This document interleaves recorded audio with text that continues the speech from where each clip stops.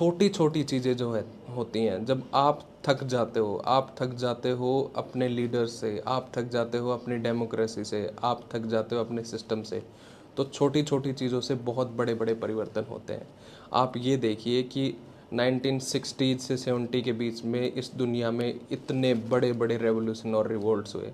उन सभी रेवोल्यूशन और रिवोल्ट्स को यूथ जो था, उन्होंने उनको गवर्न किया था। उनके वहाँ से वो सारे के सारे मूवमेंट्स निकले थे। आप फ्रांस का एग्जाम्पल लीजिए, चार्ल्स डिगोल इतने बड़े लीडर हैं फ्रांस के, उनकी सरकार को पूरे की पूरी गिराया था यूथ बेस्ड मूवमेंट के थ्रू।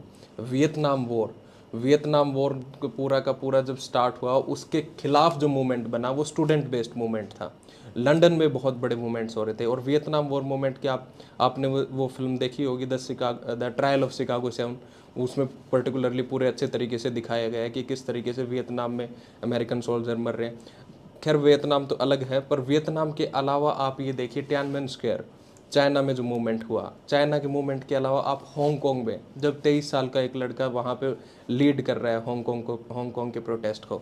और अब जो आप मेरे से सुनना चाहते हैं उसके बारे में, बांग्लादेश में मूवमेंट, और बांग्लादेश के बाद नेपाल में शेर आया बालेन भाई, शेर आया बालेन शाह। एक वो बंदा जिसने, एक वो रैपर जिसने पूरा का पूरा मूवमेंट लीड किया और रिजीम चेंज कर दिया, सिस्टम चेंज कर दिया। तो आप मेरे को ये बताइए, आप इस चीज़ पे क्या सोचते हैं कि कॉकरोच जनता पार्टी की आइडियोलॉजी क्या होनी चाहिए?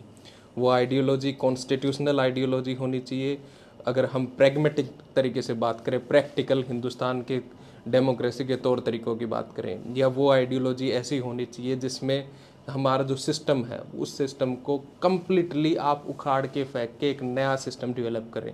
चाहे वो जितने भी ब्यूरोक्रेटिक सिस्टम है, हमारे सड़े गले इंस्टीट्यूशंस हैं, हमारी राजनीतिक व्यवस्था है, इन सभी चीज़ों को हटाकर एक नई तरीके की डेमोक्रेटिक पौध हम उगाएं।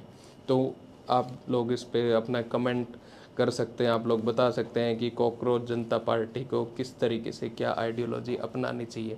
और एक चीज़ और आप और भी याद रखिए, कॉकरोच की सबसे बड़ी खासियत होती है कि वो मरता नहीं है।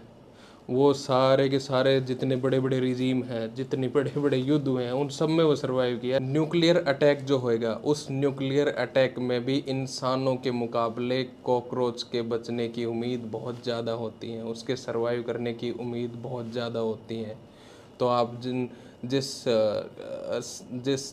चीज़ से ये गुस्सा निकला था, कॉकरोच जनता पार्टी बनी थी सिर्फ और सिर्फ, बनी थी क्या, सिर्फ और सिर्फ 4-5 दिन होने वाला, और इसकी क्या आइडियोलॉजी होती है। पर हाँ, होने चाहिए ऐसी चीज़ें।